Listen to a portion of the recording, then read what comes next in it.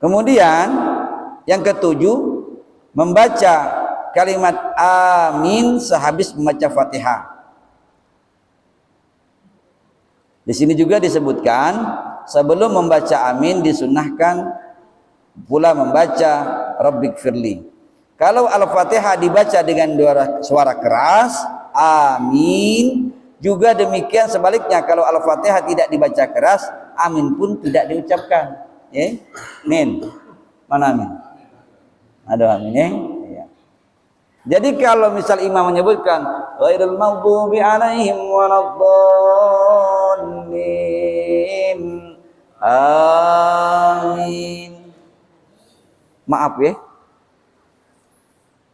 kita ini amin kita kadang-kadang terdengar di kuping kita dewek bayang, atau mungkin tidak sama sekali dibaca amin itu. Akan tetapi yang semangat amin budak-budak, acaranya sudah selesai dia nambah pula amin dia. Ada lagi berteriak amin sekuat-kuat, ada seperti itu. Maka itu kita yang hadir, kita yang ngado, anggaplah yang duluan dari anak-anak itu, kita yang mulai. Jadi maksud kita memberi contoh ketika ghairil maghdubi alaihim waladdallin, amin. Apabila imam berkata waladdallin, hendaklah kamu berkata amin, maka sesungguhnya malaikat berkata amin pula, dan imam juga berkata amin. Maka barang siapa yang sama-sama aminnya dengan amin malaikat, diampuni dosanya yang telah lalu. Masya Allah. Jangan disepelekan amin ini. Jadi berucap amin itu bukan seremonial bacaan, tapi kita ngambil fadilahnya, ya. Ini hadis dari rawahud Ahmad dan Nasa'i. Ghufira ma taqaddama min dambi. Dosa-dosa kita yang kecil-kecil itu terhapuskan. Malaikat ikut berdoa, kita berdoa, imam berdoa. Amin. Giliran budak kecil berteriak amin, sekendak-kendak kita nak marah karena kita juga tidak nyebutkan amin. Budak kecil itu kelanjakkan anak-anak itu. Iya kan? Jadi coba yang kita pelajari pada pagi hari yang barokah ini dengan hujan ini, ya, rintik-rintik pula, ya. Kalau nak kita bermuhasabah diri berkenaan dengan segala bentuk perilaku kekurangan kita, apalagi ini baru awal-awal, ya, awal-awal tahun 2025, introspeksi diri kita. Apakah solat kita tu masih maklamatullah, apa sudah yang baru? Apakah pengalaman pengetahuan berkenaan dengan ibadah kita masih maklamatullah, apa ada yang baru? Maka itu hadirkan hati kita untuk senantiasa membuat perbaikan dari segi amalan ibadah. Ayahku cak itulah, dari juga cak itu dulu kok. Guru aku mah itu, aku dulu cak itu. Terus kalimat-kalimat itu sering diutarakan siapa? Mematikan ruang gerak kita untuk menambah pengetahuan. Jangan Pak, sayang, nyawa kita masih ada di tenggorokan. Carilah ilmu banyak-banyak. Apanya? Kata Nabi, carilah ilmu dari buayan hingga ke liang kubur, liang lahat. Jadi kita kaji ilmu ini sejatinya kadang-kadang mana kamu belajar. Asosiasi riota ini adalah di sekolah. Tidak juga. Majelis ilmu ini belajar. Ini belajar. Kalau kita cak sekarang, yang menggerakkan hati kita hadir di sini bukan karena suruhan wong, bukan karena motivasi lain-lain, tapi Allah gerakkan hati kita, kita disuruh untuk hadir untuk belajar. Berat Bu, salat subuh ini. Apalagi melok kajian cak ini, itu lepas subuh. Tambah lagi hujan mak ini, wassalam, tidur.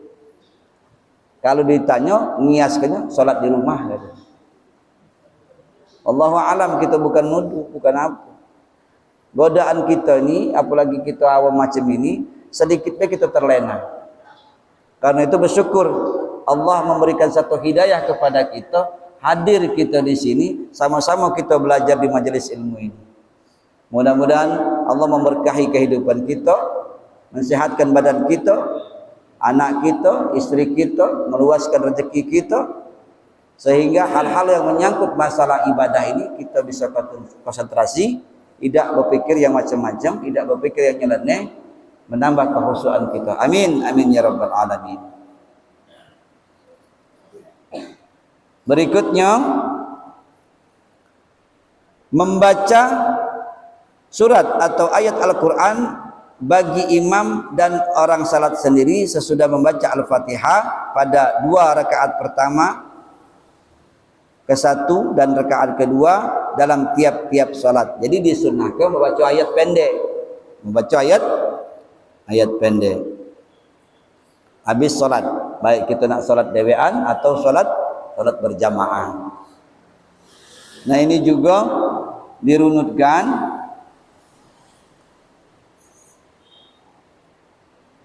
kalau bacaan itu dijaharkan, jahar itu dibesak ke, itu di luar daripada salat subuh, salat maghrib dan salat isya. Itu dijaharkan. Tapi disirkan atau diicikkan itu pada saat salat asar dan zuhur. Kemudian disunatkan bagi makmum mendengarkan bacaan imam, dan apabila dibacakan Al-Quran maka dengarkanlah baik-baik. Dalam satu hadis At-Tirmidzi disebutkan, apabila kamu salat di belakang saya, atau tadi Rasul berkatakan, maka janganlah kamu baca apa-apa selain daripada Al-Fatihah, Ummul Quran. Jadi kita tidak boleh baca apa-apa, dengarkan. Jangan pula mengikuti imam, apa yang dibaca imam kita baca pula di belakang. Itu tadi anak bilang, anak-anak tadi kita sering baca itu, Bismillahirrahmanirrahim, muji dia nimbali lagi di belakang, Alhamdulillahirabbil alamin, muji dia. Apalagi apa? Anak ini kan keciren siapa jadi imam ini. Anak sudah ciri khas nada anak itu. Maka itu masing-masing imam itu mempunyai satu ciri khusus. Yang imam di sini kan Pak Jai, Pak Amdani, Anang, Pak Zahri, mempunyai satu ciri khas. Ciri khas. Supaya ada nuansa kita ibadah ini. Kalaupun kagak ada langgam-langgam yang baru, selagi memang itu tidak terlalu memang mencolok, silakan. Kalau dia sholatnya misal Bismillahirrahmanirrahim, jangan pula nak ngaji Qur'an itu laju lamu jiwa awak dah. Tidak boleh seperti itu.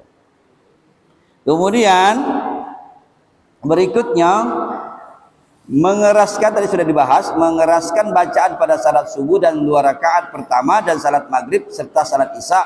Begitupun juga di salat Jumat, salat hari raya, salat tarawih dan witir dalam bulan Ramadan, beralasan dengan amalan Rasulullah SAW yang diriwayatkan oleh Al-Bukhari. Jadi nak dijaharkan itu tadi yang sudah saya bacakan di situ. Kemudian takbir tak kalah turun dan bangkit selain ketika bangkit dari ruku, ya. Jadi sami Allahu liman hamidah, cuman itu baik. Yang lain kita bertakbir Allahu akbar. Kalau bangkit dari ruku, sami Allahu liman hamidah. Kemudian tak kalah i'tidal membaca Rabbana walakal hamd. Jadi lanjut. Nah, ketika kita ruku, meletakkan 2 tapak tangan kita di atas lutut ketika ruku. Ini diriwayatkan oleh Al-Bukhari dan Muslim. Kemarin sudah dibahas sama anak-anak ini, coba dipraktekkan. Meletakkan saat ruku berdiri,